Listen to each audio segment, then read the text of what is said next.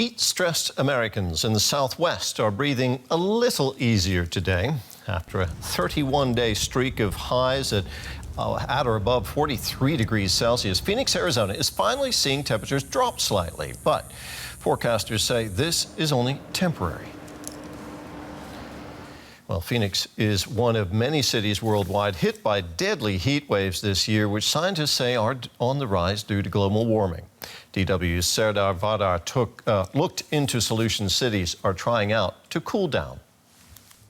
Heat waves are deadlier than any other extreme weather event. Last summer, heat killed nearly 62,000 people just in Europe. Globally, the number is estimated to be at least several hundred thousand. Heat in cities is particularly dangerous. They can feel 15 degrees hotter than the surrounding area. This is called the urban heat island effect. It happens because concrete buildings, asphalt pavements, and traditional roofs absorb a lot of heat. The temperature that the pavement gets to, I mean, if you measure that temperature, gets up to 45, 50 degrees, and you're walking there. So you're not experimenting the 35 or the 40 degrees that the environment says that you have. You're experimenting 50 degrees. You're walking over 50 degrees. So this is the kind of heat that we need to address. Worldwide, almost 60% of people live in urban areas, making this a global health threat. So, how are cities around the world adapting? If you compare the thermal image of a city with a map of vegetation, you can see that greener areas are much cooler. That is why Colombian city of Medellin has built 30 green corridors. They create shade for pedestrians and cool the area. The city targeted build-up areas and busy avenues, creating dense canopy corridors that resulted in a 2 to 5 degree drops in air temperature. Seoul, South Korea's capital, replaced a major freeway with a 9-kilometer riverbed. The green corridor around the river and removal of combustion engine cars led to a 4-degree drop in average summer temperatures. This also created a space for wildlife to flourish. Good examples for mitigating the urban heat island effect are very old. We can start from Greek islands that have been built in a way that they are reflective. You can see they are quite white.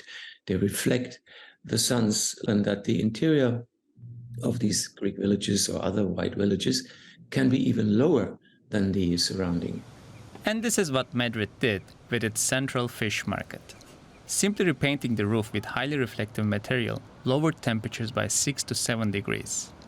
This both conserves energy and reduces heat inside and outside the building.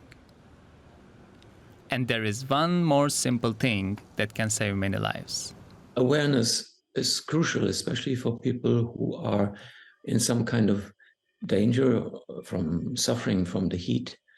And for these people, there need to be maps and provisions that they can figure out where in the city it is dangerous and not dangerous, for example, to go, to run, to drive, or to be in general. Such vulnerability maps are crucial for people on the move. And now there are initiatives to create categories for heat waves, just like hurricanes.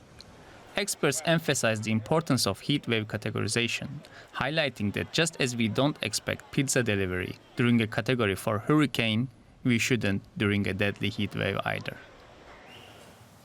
Well, for more on this, we're joined now by Trinidad Fernandez. She's dealing with cities as part of the International Climate Initiative at the German Environment Ministry.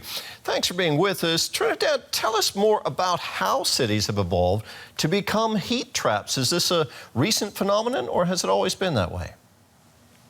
Well, this phenomenon is caused, as we saw in this article before, on the urban heat island effect. Is basically how our cities are being built with concrete, asphalt, and that are retaining heat and leading cities to become like a heat or increase the heat and the temperature. But also this is a current trend and will continue happening because of the population lives in urban areas, and urbanization has been expanding every day more and more. And for example, it is projected that 68% of the world's population will live in cities by 2050. So it will continue like that, and it's a cause of rapid urbanization and densification of our cities. We saw some examples in our report there of how cities around the world are adapting to climate change in different ways, but how feasible are mitigation measures like those for older cities that might be struggling with tight budgets? Yes, that's a very good question. Well, we do have in our institute in Fraunhofer projects that are linked to climate change adaptations. For example, in one that we were working with cities in India, Peru, and Mexico. And there, for example, we analyzed the cities and co-create together with local stakeholders different ideas on how to better adapt the city. And there is where we saw some project ideas very similar to what we saw before with, for example, green infrastructure or nature-based solutions that could support the city cooling. But for example, also here in Europe, we have other examples of the Up 2030 project that we're currently running with cities like Budapest, Zagreb, Istanbul, and Lisbon that are part of it. And there we are focusing on both climate change adaptation, that it's very important, but also the mitigation. How can we decrease the greenhouse gas emissions with different ideas in sectors of energy, mobility, Right. the food system in the city, etc. So will cities then in the future, will they be built differently, do you think, to deal with climate change?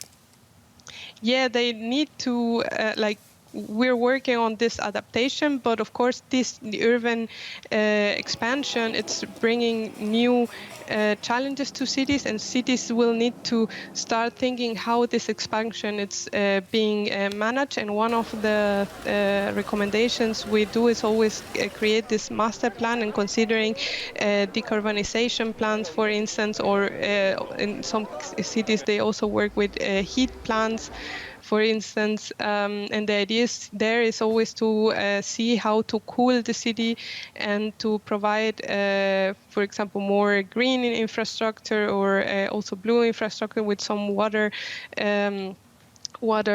corps within the city to cool down during this heat wave. Yeah. Trinidad, thank you very much for taking time to talk with us today. That was Urban Innovation Specialist Trinidad Fernandez. Thank you.